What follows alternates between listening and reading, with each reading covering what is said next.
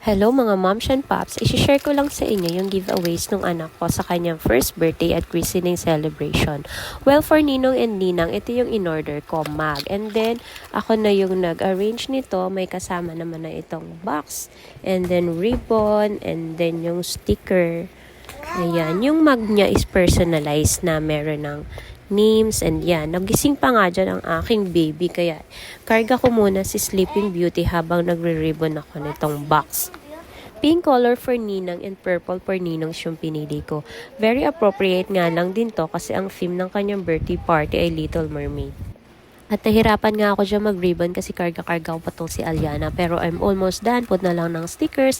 At heto na yung mga finished products na nagawa ko. It's super nice. At ito rin yung mga additional giveaways for Ninongs and Ninangs and for the guests. Itong bear towel na in-order ko pa from Cebu na may photo ni Aliana. It's super cute. Yun lang.